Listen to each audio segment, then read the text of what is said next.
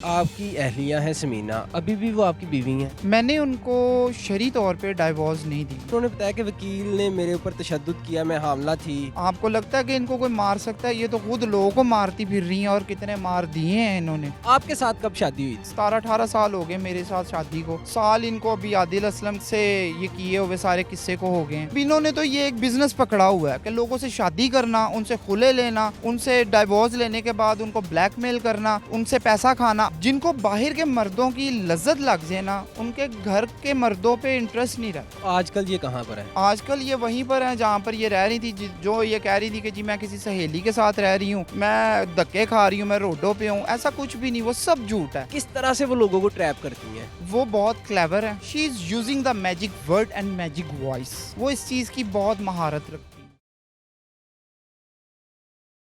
अस्सलाम वालेकुम, डेली धरती के साथ मैं हूँ आपका मेज़बान रेहान हैदर। नाजरीन, आज हम आपके सामने एक ऐसी स्टोरी शेयर करने जा रहे हैं। एक ऐसी औरत जिनका नाम समीना है और उन्होंने सोशल मीडिया पर इंटरव्यूज़ दिए और उन इंटरव्यूज़ में ये था कि मेरा शौहर मुझ पर तशद्दुद करता था, तो मैंने खुला ले ली अपने शौहर से, और जिस वकील ने खुला करवाई उसी वकील ने मुझे प्यार के झांसे में फंसा लिया, और जब मैं प्रेग्नेंट हो गई तो मुझे छोड़ दिया।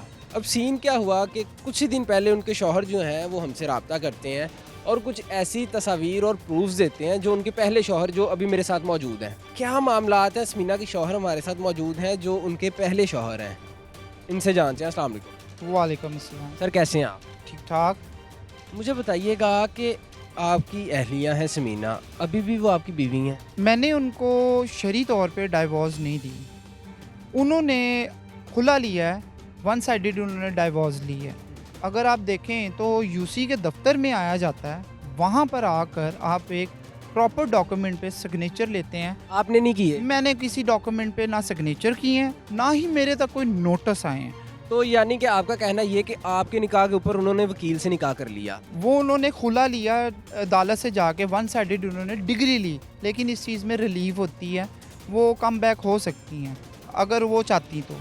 लेकिन उनको मैंने एक चांस दिया, वो कम बैक होने के किसी मूड में नहीं थी। जब उनकी स्टोरी कवर की तो उन्होंने बताया कि वकील ने मेरे ऊपर तशद्दुद किया, मैं हामला थी और मारपीट की, और उसके जो घर वाले थे उन्होंने मारपीट की।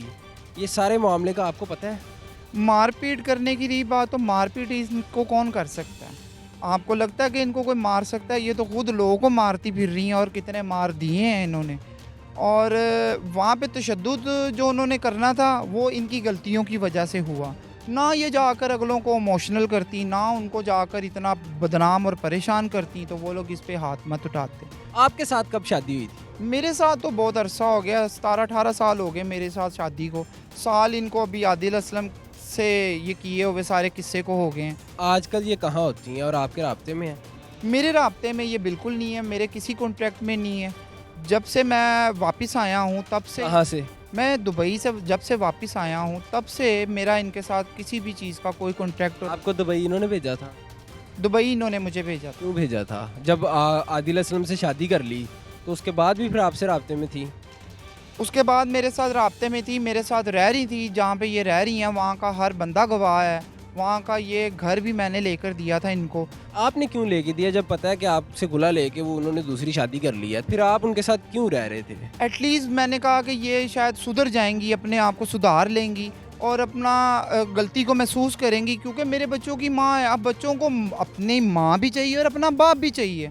अब उनको दोनों चीज़ें चाहिए, लेकिन अपनी चाहिए। मैंने कहा कि चलें ये सुधर जाएंगी, अपनी गलती मान रही हैं कि मैंने आपके साथ गलत किया है, मैं अब आपके साथ निकाह करूँगी, लेकिन आहिस्ता आहिस्ता जी मैं आपके साथ नहीं रहना चाहती, क्योंकि ये पैसों को ज़्यादा प्रेफर करती हैं। मुझे बताइएगा कितने पैसे इन्होंने डोनेशन की मद में अब तक इकट्ठे कर लिए हैं? आप ये अंदाज़ा कर ले कि 2 लाख लगा के तो मुझे भेज रही हैं। इनको Canada, Europe, Bangladesh, Karachi, Dubai, हर जगह से इनको डोनेशन हुई है और इन्होंने वो डोनेशन ली है, जिस पे इन्होंने अपना एक घर बनाकर अपने पेरेंट्स को दिया है। अब आप ये देख रहे हैं, आप आवाम को दिखा रहे हैं और कि आप रोड पे हैं। और मैं रोड पर हूँ। अब आपका इंटरव्यू देने का मकसद क्या है बेसिकली? इंटरव्यू देने का और इस चीज़ में आने का मकसद ये है कि ये मुझे धमकियाँ दिलवा रही हैं, मेरे घरों तक जा रही हैं, हमें ब्लैकमेल कर रही हैं।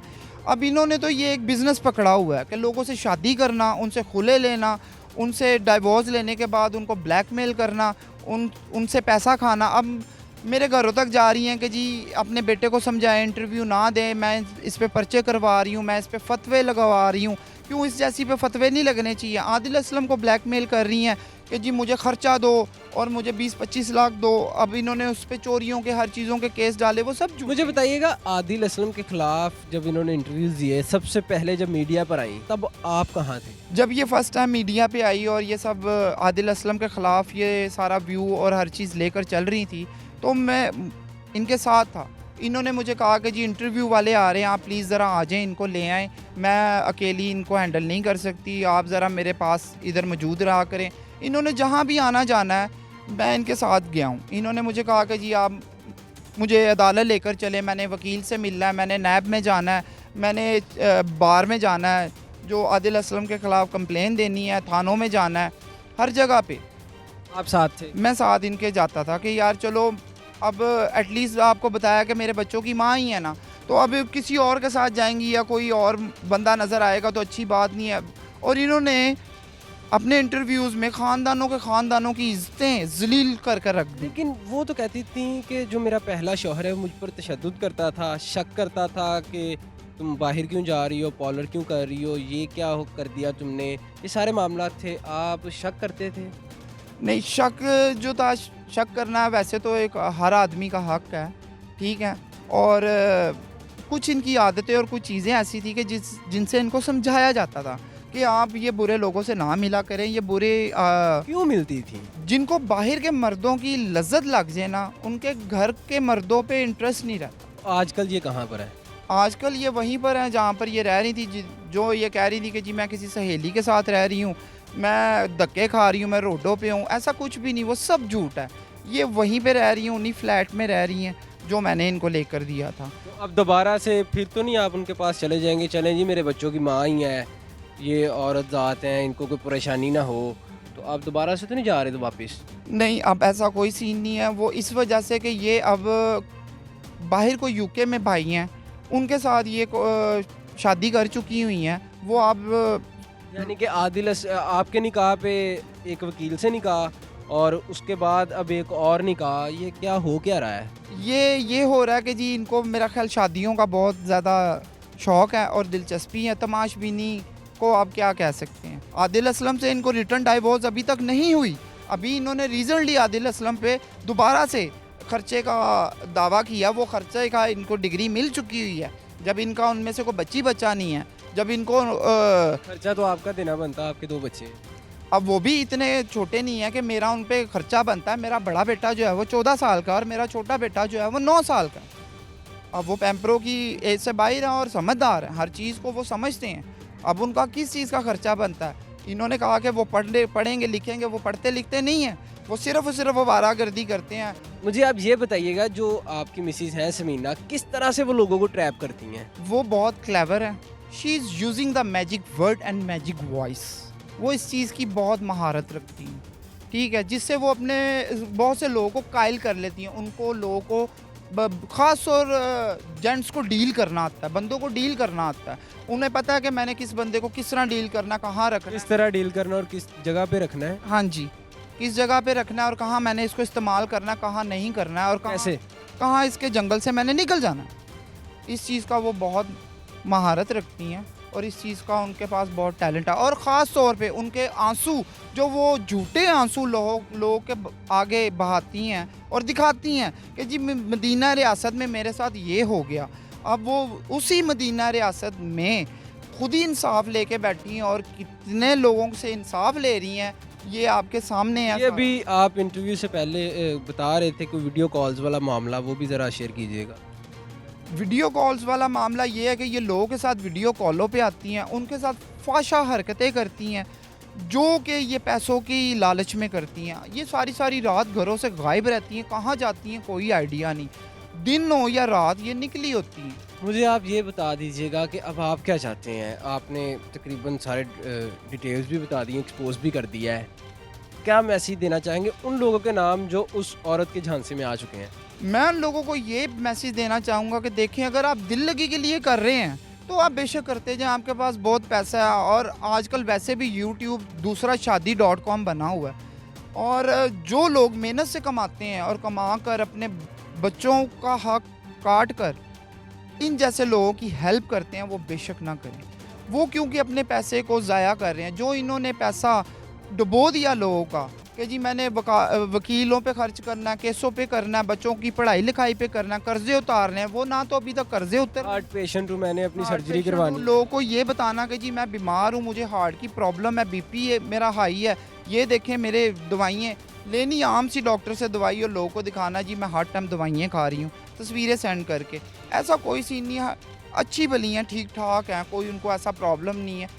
जब आदिल असलम के टाइम कहती थी कि जी मैं मर जाऊंगी, मैं ये कर जाऊंगी, मैं राजपूत ख़ानदान से हूँ, हम पर्दों से बाहर नहीं आते हैं, अब वो राजपूत ख़ानदान का आ गया है। जब लोगों के साथ इस तरह की स्नैप सेंड करती हैं, जब उनके साथ फाशा हरकतें करती हैं और गुस्ताखे रसूल करके बैठी हैं, नकाह के ऊपर नकाह कर कर बैठी हुई हैं, वो पेरेंट्स क्यों नहीं पूछते और ये लोग क्यों नहीं पूछते? इन पे तो सीधा सीधा फतवा लगता है। जी, तो नाजरीन आपने इनकी तमाम बातें सुनी। लास्ट पर मैं आपसे एक मैसेज लेना चाहूँगा कि आप भी उनकी बातों में आ गए, आप दुबई गए उनके कहने पे और उनको हर जगह लेके जाते रहे, आप इस हरकत पे शर्मिंदा और माफ़ी मांगते हैं? मैं अपनी हर गलती की माफ़ी भी मांगता हूँ और शर्मिंदा भी हूँ, लेकिन एटलीस्ट मैंने ये सोचा कि यार ये इंसान बन जाएगी, चलो इनके तरीके से हम मैं रह कर और देखता हूँ कि यार ये कहती थी कि जी मेरे तरीके से आप नहीं मुझे देखते और ना आप हर टाइम मुझे रोक टोक करते हैं, मना करते हैं। और एक इंटरव्यू में उन्होंने कहा कि जी मेरा पहला हस्बैंड मेरे साथ अच्छा करता था, वो क्योंकि मेरी सेफ साइड करता था और मैं गलत थी कि जी मैं उसको समझ ना पाई। आज भी इनको वैसे ही है, इन्होंने जी, वो मेरा ही इंटरव्यू था। इसी के साथ नाजरीन आपने तमाम बातें भी सुनी। स्टोरी बहुत लंबी थी, इंटरव्यू से पहले तकरीबन 1.5 घंटा लगा के मैंने सुनी और अभी भी ख़त्म होने का नाम नहीं ले रही थी। कोशिश की है कि आप तक सच पहुंचाया जाए। यहाँ पर आप सबसे एक गुजारिश करना चाहूँगा कि अगर आप किसी का भला करने जा रहे हैं तो एक बार पहले थोड़ी सी वेरिफिकेशन कर लें। हमसे भी गलती हुई कि हमने वेरीफाई नहीं किया और इसका मैं एतराफ़ कर रहा हूँ।